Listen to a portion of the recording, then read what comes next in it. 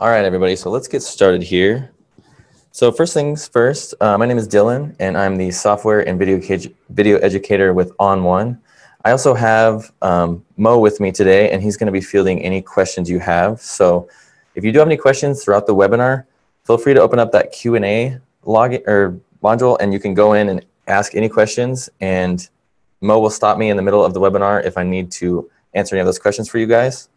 Also, a quick reminder that the webinar is going to be recorded, so if you do need to dip out at any time or you miss part of it, we are going to have this up later today on our YouTube and on our blog on the website. So feel free to check that out if you do miss any of it. Yeah, so let's get started here. So a little bit about this webinar today. We're going to be going over a lot of portrait workflow. And so first things first, I'm going to show you guys a little bit about how to stay organized with your portrait photos, a little bit how to cull your photos and how you can use ratings, and a little bit about how to use drag and drop and create different subfolders so that when you are starting out in Browse, you can easily organize your portrait photos. And then we're going to go in on how to set the basic tonality and how to develop or process your portrait photos. And I'll show you guys a little bit about how to use the retouch tools. So the magic eraser, the clone stamp tool, and also the refine brush. And then we'll go into effects, and I'll show you guys a few of my favorite effects to use on portraits. So to get started here, whenever I'm doing any sort of portrait workflow, I like to start in Browse. And I generally don't like to import my photos. I usually just browse to where they are. So if you're starting out and you haven't really used ON1 Photo RAW yet before, and you need to start out with your portrait photos, I would just navigate to whatever folder you have your portrait stored over here in the folder section. So I have my portraits stored in this folder here. So now I have all of these portraits here, and I can browse through them, I can edit them, I can rate them, all from this simple folder over here, and they're not actually imported into Photo RAW. So what I usually like to do whenever I'm starting out with my portraits is I usually like to rate them. And I don't really rate them a 1 or a 2 or a 3 or a 5. I usually just do like the bottom and the top. So I'll just do a 1 or a 5 rating. And so if you do need to rate your photos, an easy way to do that is you can hover over them, and you'll notice that you have these different ratings up here. So you can either you can click this drop-down menu. This will give you your color ratings, or you could do like or dislike. Like I was saying earlier, usually just like to click a 1, or if I really like it, I'll click a 5. You can also do that by just simply hitting the keys on your keyboard. So you'll notice that if I hit the 5 on my keyboard, that changed it to a 5-star rating. And the 1 will change it to a 1-star rating. To undo that, I'll just simply undo these ratings here. What I generally like to do, however, is I'll generally pull up my film strip view mode, and that can be accessed by hitting F on my keyboard, or I can head down to this little icon right there and click it, and it'll pull up my film strip view mode. And an awesome tool inside of ON1 Photo RAW is you can turn on Auto Advance. So if you head up to Photo and click on Auto Advance, now, whenever you rate your photo, so if I want to change this to a 5-star rating, it'll automatically advance to the next photo in line, and so I can rate it or delete it or do whatever I need to do with it automatically without having to do that extra clicking. So if I go through here, and I'll just sort of rate a few of these.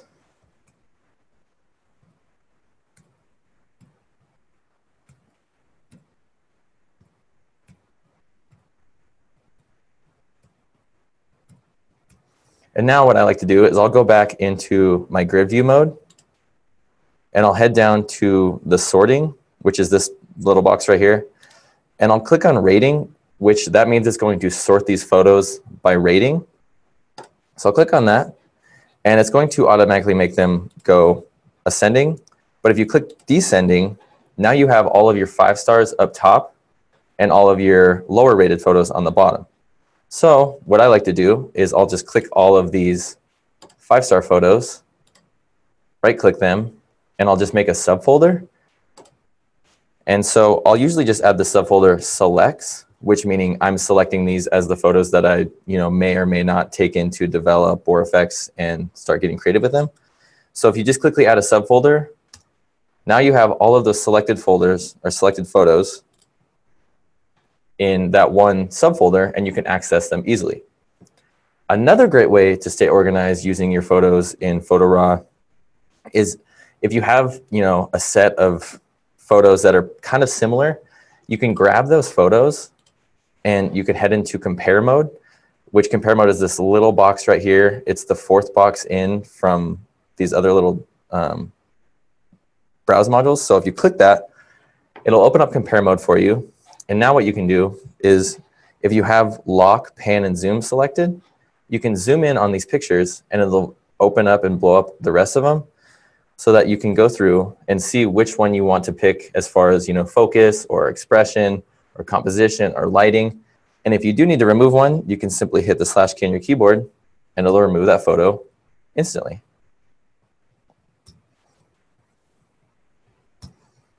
And now you can do the same thing that you did before. So if you have these two photos here, you could rate them. And now you have those photos selected and rated, and you can go back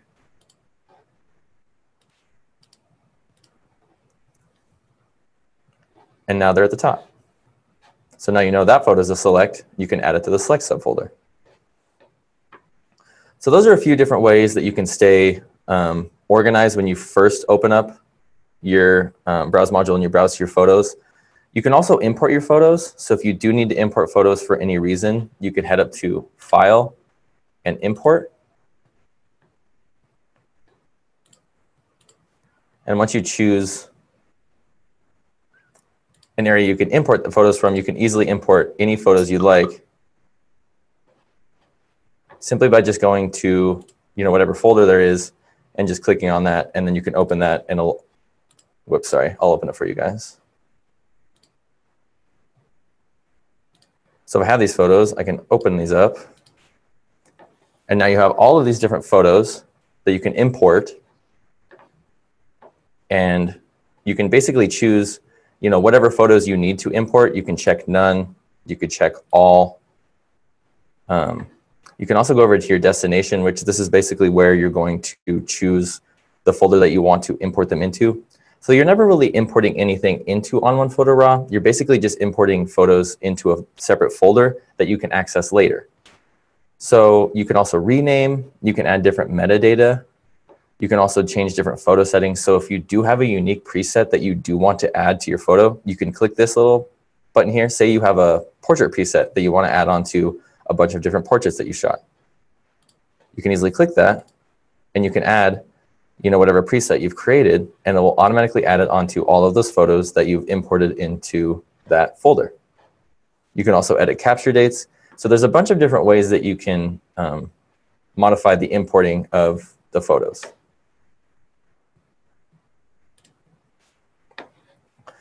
So now that I've shown you guys a couple ways that you can stay organized, I'm going to show you guys a little bit more of how I would go into my portrait workflow as far as the editing of the photo goes. So I'm going to show you guys a few different ways that I would edit a couple different photos. So to start off with, we'll just grab this photo here. Actually, we'll browse through a couple of these. Yeah, we'll go do this photo here. So if we have this photo here and we go into Develop, and I know it's super green, but the only thing I think about whenever I'm thinking about portraits is light, because I can always just go up to here and I can show more, and I'll just click black and white. And now it's a nice black and white portrait rather than having that green all over her face. So we'll actually just keep this in black and white. And so basically, whenever I'm setting the overall tonality for a photo, I usually like to hold down my J key. And with portraits, I rather would just look at the portrait and mess with the controls on the side here. So whenever I have, especially, a bunch of light on my model's face here where it's, pretty well lit, I'll usually won't really play with the exposure too much, but I will play with the contrast. So if I bump the contrast, it'll make it like obviously a moodier shot, which I tend to like those black and white shots that are a little bit more moody. So now that we have, a little bit more contrast and we've given it a little bit more life, I usually head down to my midtones here, kind of boost those up a little bit, and then my shadows. And actually I'll head down or head up to the exposure and pull back on it a little bit. There we go, just to even the tonalities out.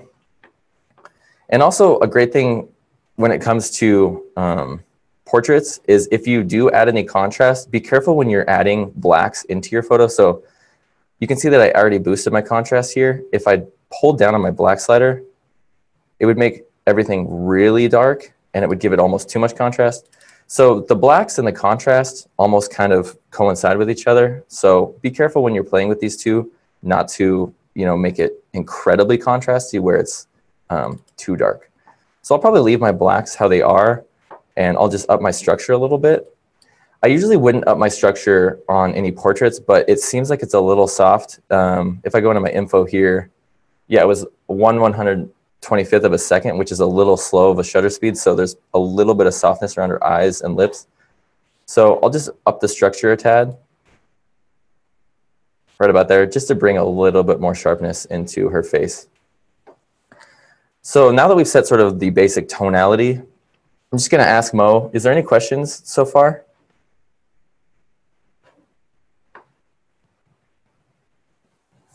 Mo, are you there? Can you hear me now? Yeah, yeah. Sorry about that. Yeah, it looks like there are no questions. Go ahead, keep on trucking through. To remind everyone, there is a Q&A module there. Feel free to ask any questions you might have throughout the time of this webinar. And this is being recorded. Will be posted on our blog by the end of the day today. And you might have seen a little poll just pop up there as well. Feel free to vote, answer those questions in the poll. And with that, Dylan, just go ahead and keep on moving through. Awesome. Thanks, Mo. Oops. So now that we've sort of set the basic tonality, obviously we're dealing with a black and white shot, so I'm probably not going to deal with the temperature or saturation too much. But this brings me to my next step, I guess, in my process. And I usually like to, instead of develop, I usually like to just set the basic tonality, which is, the tone. And then if the photo is in color, I'll go down and I'll mess with the color a little bit. And we will get into another photo where we do actually mess with the color here, but I just want to show you guys this black and white photo because it's sort of a evenly exposed shot and didn't really have to do much to it to sort of liven it up. So that's why I kind of chose it to show you guys. So the next thing I do after I usually set the tonality is I'll head over to these retouch tools. And let me just get a look at this poll real quick to see how many of you guys are comfortable with the retouch tools. So it looks like somewhat comfortable is sort of the main answer. So that's kind of what I figured. And these can be kind of daunting. They're a little bit intense, and if you don't know what you're doing, you can mess up pretty easily. So let's get into sort of what these do. So the perfect eraser is basically going to erase something from your photo and fill it in with content-aware technology. So what I like to use the perfect eraser for is if I'm removing like hairs from a model's face. You can use it for blemishes, or if there's someone in the background, you can use it to remove that. I'm actually just going to use it to remove this hair right here. And so if I grab my perfect eraser, you can do that by clicking on it, or you can hit Q on your keyboard. And by hitting Q, you can grab your perfect eraser. So now that I have my perfect eraser selected, I'll show you guys how it works. So if I brush around this little hair here, and hopefully I can get on it straight so it removes it all. There we go. And it'll instantly remove that hair from your photo. So you could do the same thing with, blemishes too. You could use your perfect eraser to remove them. But I usually like to grab this refine brush. And the refine brush is basically going to, it's kind of like the healing brush. So it's kind of just going to heal that area of photo that you don't really want. So say I don't really want, let me just click Z on my keyboard. So say I don't really want this blemish right there. I could have removed it with the perfect eraser like I did before, or I usually just like to grab my refine brush. You can hit R on your keyboard. So we'll select another tool. And if I hit R on my keyboard, it'll bring up my refine brush. And we'll go actually turn this all the way up. And if, say I don't want this blemish here, I can just immediately click on it and it'll remove it and heal that little area on my model's face. So the refine brush is great for little blemishes that you want to retouch or refine, I guess. And the perfect eraser would be sort of more of your go-to when you're removing larger things. So I could use it again to, we'll just remove this hair as well.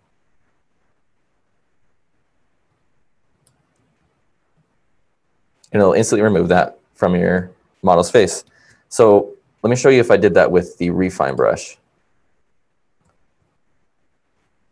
it might leave a streak because it's trying to, oh, it actually worked perfectly. So it kind of depends on whatever you're trying to heal or remove. But these two, they kind of work hand in hand.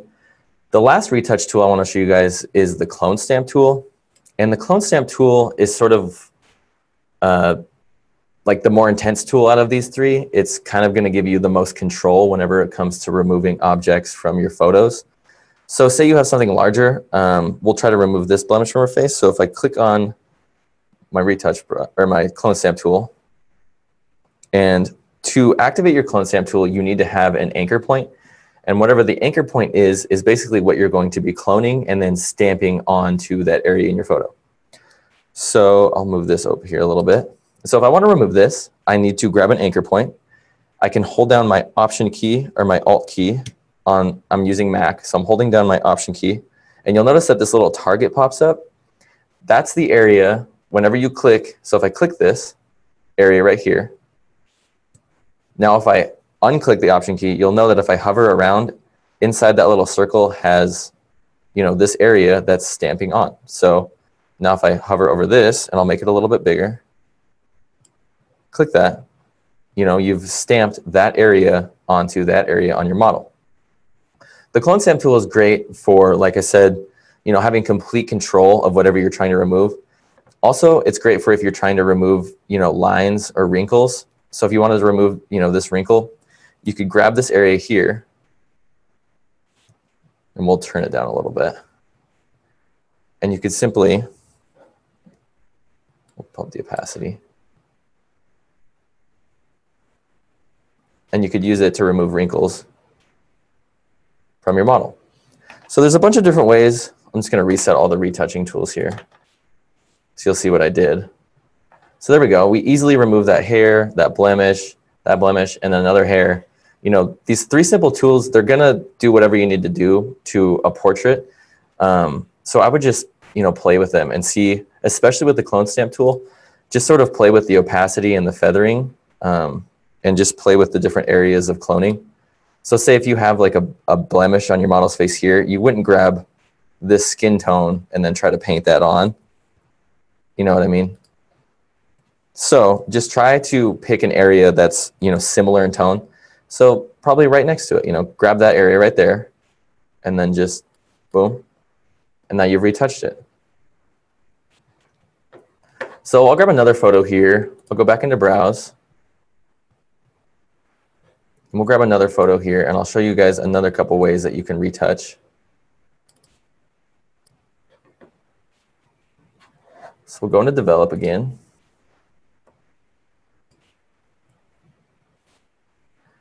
So say she has a couple blemishes here and a couple blemishes here.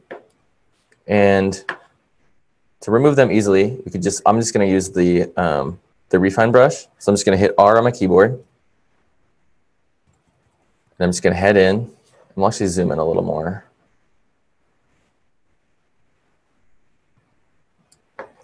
And then I can grab my retouch brush with the R on my keyboard, simply head down to whatever blemish I'm trying to remove, click on it, and it'll remove it instantly.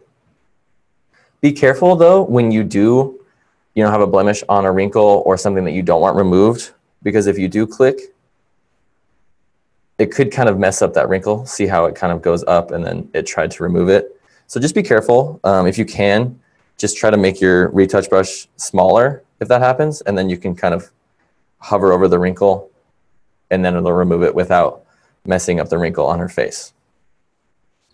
So now I've shown you a couple ways to use the different retouch tools. I'm going to pull up a different photo here that we can sort of set the tone for.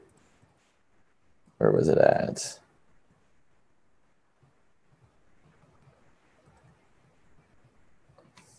Sorry, I'm going to go back into my browse here. It was in my selects. That's what it was. Duh.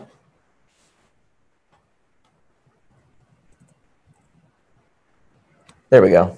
So if I head into Develop here, and we'll just sort of set the basic tonality for this shot.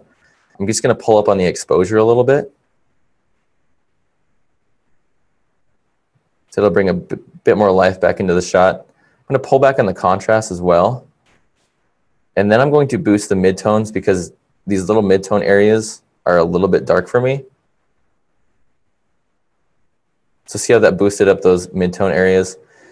And I'm going to pull up on the shadows just to bring a little bit more life into her area here. But if the shadow slider, you know, if you're messing with the shadow slider and it, you know, it's not doing what you want it to do, and this little area on this photo needs to be retouched, you could easily just head into your local adjustments and you can grab lighten, which you could turn down the exposure and you could up the shadows. And then you could just simply paint in the increased shadows on that one area instead of having it and pull the shadows up on the entire photo.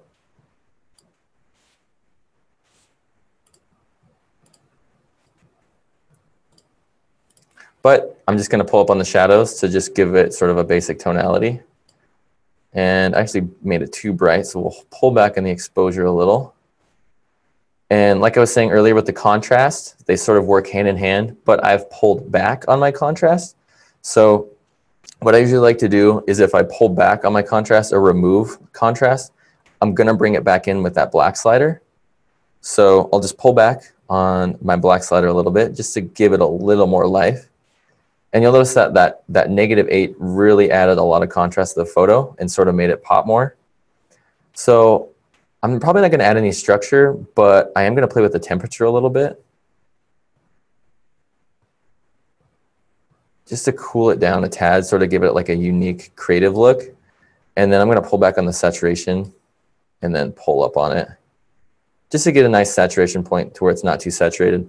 I also shot this in a studio with a green screen because we were going to replace the background and do something with it later, but I actually just really like the photos, especially in black and white. So we'll pull back on the saturation a little bit. And now that we have, you know, our saturation point for our photo, we'll just zoom in here and we'll remove some of these blemishes real quick.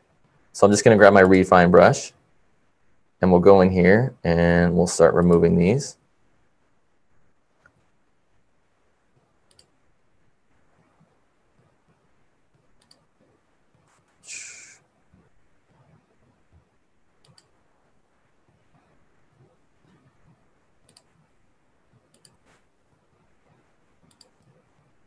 And it can kind of be a little tedious with removing, you know, a bunch of them, but the more you click and the more you remove, it's going to look just a little more clean and a little more professional. So I'm not going to click on it a ton and just sit here and show you guys to remove them. I feel like you guys kind of get the idea. So now that we've, you know, sort of removed those larger blemishes, actually, let me just remove this one a little bit more. There we go. So now we've removed some of those major blemishes from our model here. What I usually like to do is I'll head into Effects. And the first thing I'm going to do is I'm actually going to use a local adjustment to boost up her eyes. So a great tool inside of your local adjustments is if you head down into these styles here, there's a style called Magic Eye Fixer. So you can click that. And the Magic Eye Fixer is basically going to boost your exposure. You can up the contrast to give it a little bit of life and then add some detail to make it pop. So I'm going to show you guys this, and I'm going to leave my opacity on my brush to 100 just so I can paint this in. And it's going to be a little wild at first, but the great thing about local adjustments is that you can always play with the opacity to make it more realistic. So now that we have these crazy eyes on our model, we can pull back on the opacity. And I usually like to do that with most of the sliders, especially the opacity slider or the saturation, is I'll just pull it down all the way and then just sort of bump it up so that I'm kind of increasing it gradually and I don't overdo it and make it look unrealistic. So you'll notice that if I turn these on and off, it really brought a little bit of life back into her eyes. You can turn it down too. That seems a little wild on this left side. But yeah, so if you do have, you know, some eyes that you need to retouch, or there's, you know, some of the light didn't touch them, the local adjustment tool is a great way to, you know, sort of boost those areas that, excuse me, that need a little bit more life. You could also do the same thing with detail. So if you needed to add, you know, detail specifically just into her eyes and her lips, You could do that by just going to another layer. You could click on detail, and you could just now paint in some detail onto your model's eyes and lips. And now you have a sharper shot, and all of that's only applied to that one area and not the rest of her, so it seems a little bit more realistic. Another great way that I like to sort of, I'm actually just going to turn this down a little bit. Another great way that I like to use local adjustments is to sort of paint in dramatic light. So this is kind of a dramatically lit scene, kind of like harsh light right here, and then it's coming off here, but still like heavy shadows. Kind of in my mind, it was like we were going to make it black and white and turn it into like a film noir scene. So we really wanted like those shadows and those harsh lights on our model. But a cool way to play with light is just to use a local adjustment. And what I like to do is I'll just grab darken, and I'll just paint darken over like the darker areas on her face, just kind of blatantly and sloppily. Because you can always just go down and pull up on the opacity and make it a moodier photo. You could also do the same thing with adding light. So if you wanted to lighten this area, then you could just pull down on the opacity. And then if we turn these on and off,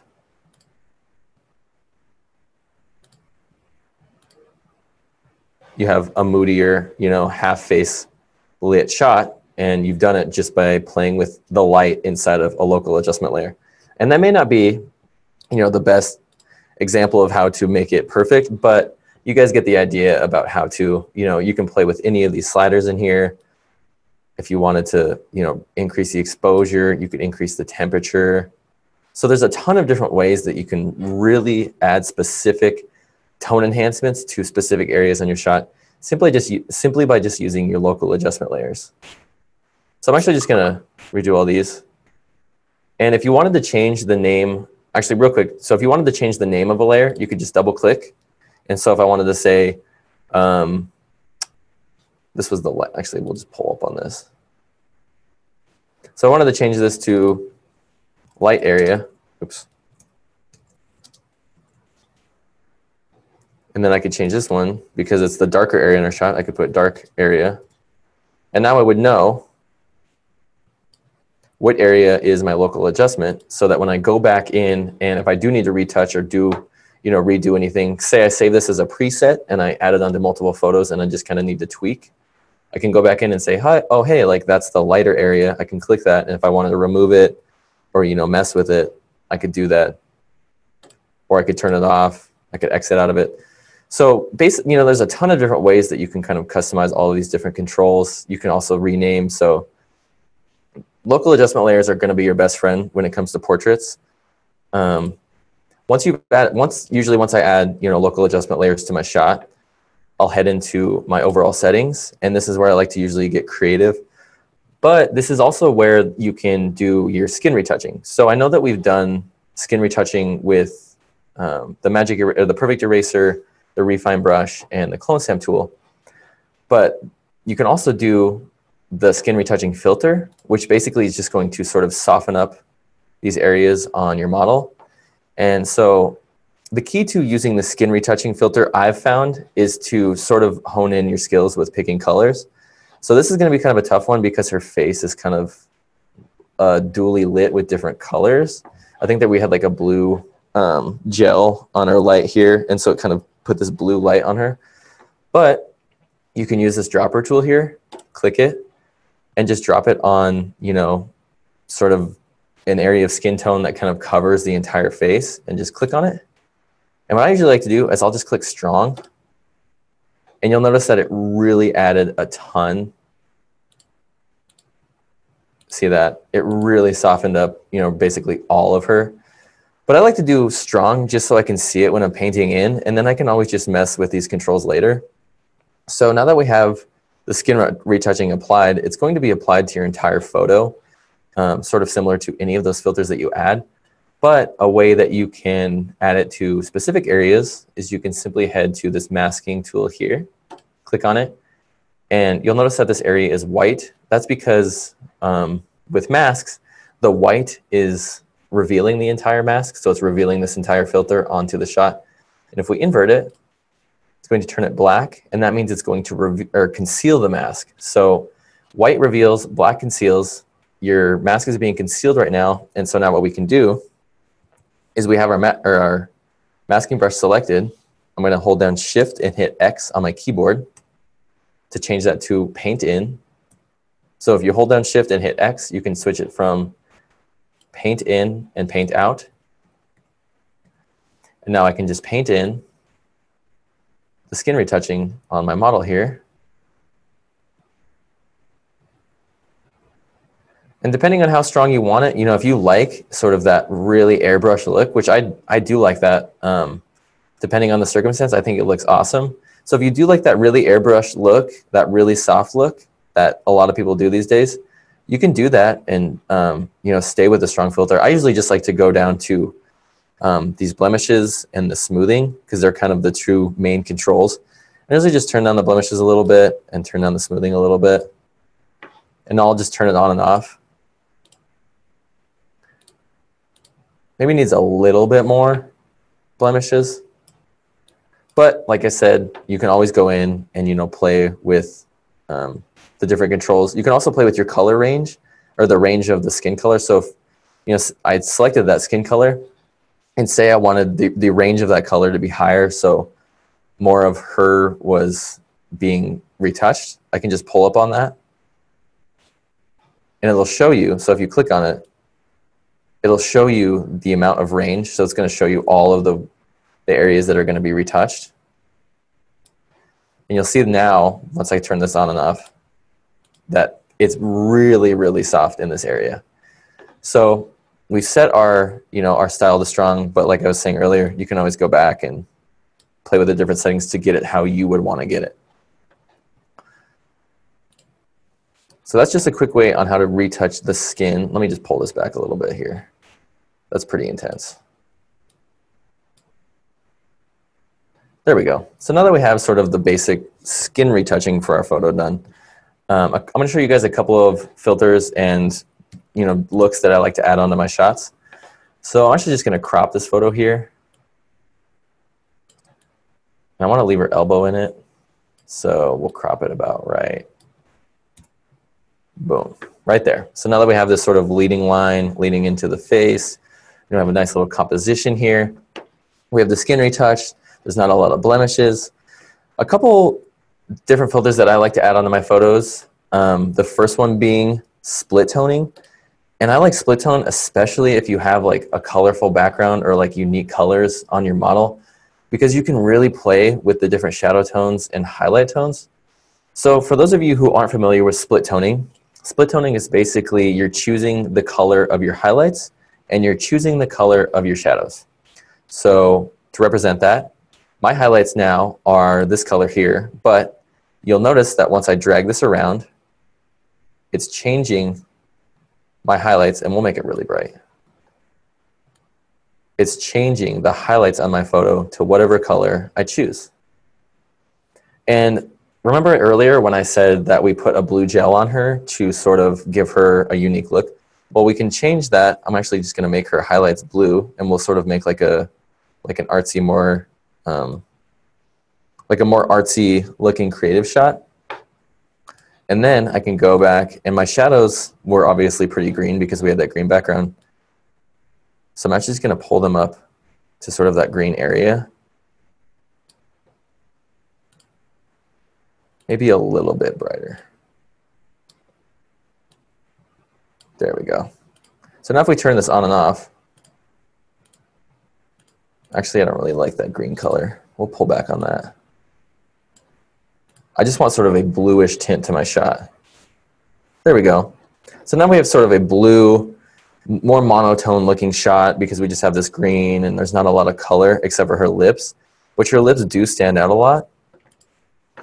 So I usually like to use split tone filters because it adds like a softer look onto my photo. And what I usually like to do is if you don't really understand these different controls, I would just use a unique style here, and warm is an awesome one. I like warm because it kind of has this like vintagey filter feel on the photo. It kind of feels vintagey and film-like. So if I turn it on and off, it really adds like a nice fade, I guess that sort of nice fade look onto your portraits. And another good one is ocean. So like I said, I would just play with these different styles if you're adding on split toning, and sort of like any filter. So if you add a filter, I think the majority of them have different styles that you can click onto to add different styles onto your shot. I know I'm rambling on, so let me ask Mo real quick if there's any questions. No questions that I can see here, Dylan. So just keep trucking through.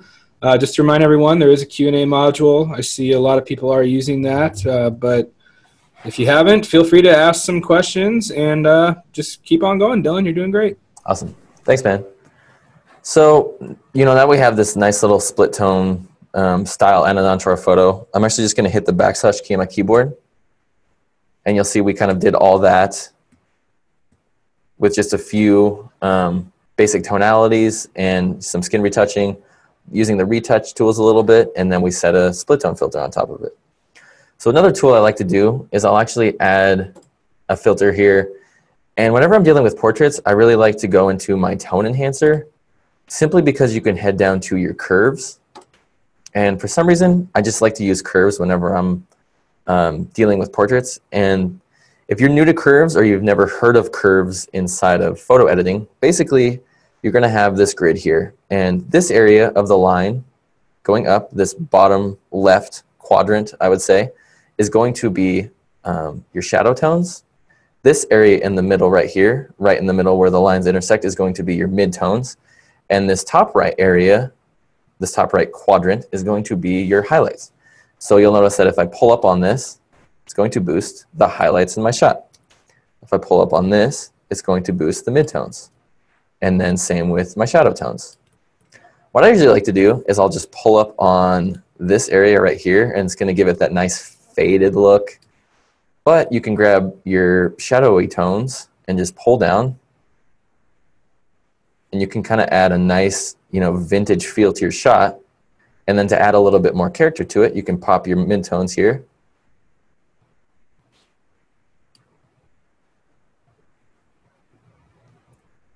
And now if I turn this on and off, you'll see that it added quite a bit of life to our shot and gave it a bit more moody feel. And another great thing about adding this tone enhancer inside of effects is you have curves inside of develop, but with it being used as a filter, you can, once again, pull down on the opacity to make it, blendable or however you want it to look on your shot. You can also mess with the exposure and the contrast. So if you did want to go back and play with some of the tonalities that you might change inside of develop, you can do that inside of your tone enhancer as well. So if I wanted to pull up on the exposure just a little bit, I could do that, or my shadows, or my blacks. So you have all of those different options in here as well, and you can add detail or clarity to your photo as well. I do want to add just a little bit of detail.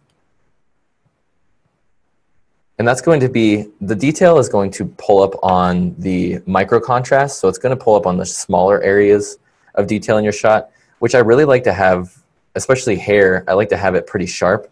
So you'll notice that if I turn this up all the way, it's going to really increase all of the small micro contrasty areas. I usually like to keep it down at about like a 10 to 15. So now that if we turn this on and off, it's kind of given our photo that look that we need, that sort of vintagey, moody feel. The last thing I'm going to do is I'm going to go back and do the same thing I did before, but I'm actually just going to do it for real and go into my Magic Eye Fixer style in local adjustments. And I'm just going to pull up, or I'm just going to brighten this little area in here. And we'll turn that down quite a bit, about to like, I don't know, 16 to 20. Now we'll turn it on and off.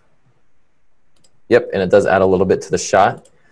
And so the last filter I like to add onto my photos, especially portraits, and if I have, you know, some, not, I wouldn't like to say dull areas, but areas of, you know, kind of uninterest, I'll just go up to my filter here, click on it, and I'll head down to Vignette. So now what I usually like to do is I'll just use, like I was saying earlier, those preset styles. And Big Softy is kind of the fan favorite. So click on Big Softy. It really added a ton to our shot and really made a nice moody photo, sort of diluted these little areas around the edges, and really brought the viewer's attention into the model's eyes and face. So Dylan, there is a question here from Kevin Knight about the split toning filter. Okay. He's wondering if you can demonstrate the color blend mode for that split toning, and I'm not sure if you use that quite a bit or at all. Yeah, so the modes, basically here at the bottom, you have this normal mode, you have color, you have lighten, darken, multiply, and screen. Your default's going to be normal, but if you do go to color mode, it's going to basically, these colors are going to be, what's the word I'm looking for? They're going to be overlaying the other colors, whereas the normal is going to blend a little bit better. So you'll notice that I click these off, or you know, the different ones. It's a lot different look than if I went to normal. And I'm not, I mean, I haven't really dealt too much with the different modes. I usually just stick within the normal. So I don't want to give you any wrong impressions on how to use these different modes, but I'm pretty sure that the color, when you click that, it's basically just overlaying these different colors rather than blending them with the normal, if that makes sense. Yeah, and if that's still confusing for you, Kevin, feel free to send me an email, Michael. My email is jmm@on1.com, and I can dive in more with one of our product techs here and give you some more information on that. So feel free to send me an email. I'll shoot you a little text here in the QA module. So keep on going, Dylan. Good job. Awesome. Thanks, man. So yeah, so that's just basically the split tone filter. Another filter that I like to add onto my portrait photos is I like to use LUTs a lot, and I like to use lookup tables. I kind of came from not a film background, but a digital film background, basically shooting movies in college. And so we used to use lookup tables to stylize our reels. And so I really like to use lookup tables because they're just basically like preset styles that you can add onto your shot. And my favorite, hands down, are these black and whites. So you'll notice already adding these black and whites onto our shot is going to really add a lot of life into our photo. And we have a bunch of these on our website for free. I'll include a link to that in the description for the blog and the YouTube. So you can head over there and grab some free LUTs if you don't already. And we'll just add, let's see here, sorry, kind of picky. I like that one. So now that if we turn this photo on and on, or go back to our original photo, we've really made you a nice, moody, black and white photo by simply only using a few filters, setting some basic tone, and using local adjustments. And a great way to add this onto different photos is you can grab your film strip view mode here by hitting F on your keyboard or by heading to this icon. And if you wanted to add this style onto these different photos, you could select them, hit sync, and it will add this style onto all of those shots. So now if you go through to these different photos, they're already added on, and now you have that preset style applied to all of these shots, and you have a bunch of, you know, moody black and white portraits to export to your clients, which brings me on to my next point, which is exporting. So if you do want to export photos, I would head up to Browse, go back into Grid View mode, and basically just select whatever photos you want to export. And you can simply click on them, and then just head to this little icon here. Click on it. It'll pull up your export drawer, so you can add a watermark if you'd like. So if you did want to add a nice little watermark, you could, and you could have it down there. You could change the photo size if you wanted to. You could add sharpening or tiling or a gallery wrap. Say you're printing it for, you know, more of an arts thing and you wanted to add it to a print to put it on a canvas. You could change the different file type for your shot, the location. You could even rename it. So you have all of these different options for when you do, you know, have those tonalities and looks set onto your photos. And once you have, you know, the folder that you want, you know, selected, you can instantly just hit export and it'll export all of those photos into that folder that you've selected. And now you're good to go, and you can either deliver your photos to your client or, you know, whatever, however you're shooting your portrait photography, you can, you know, keep them or print them or send them to your buds. So yeah, so that's basically, you know, sort of a basic portrait workflow using ON1 Photo RAW. I guess I'll ask one more time, Mo, are there any more questions?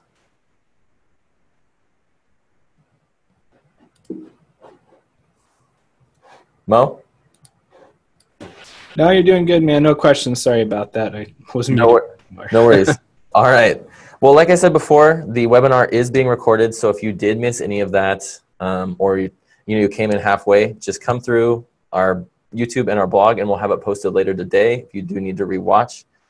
I'll also add a link to those free LUTs in the description. So if you do need to grab those black and white LUTs, which I would recommend doing because they do obviously add a nice look onto your photos.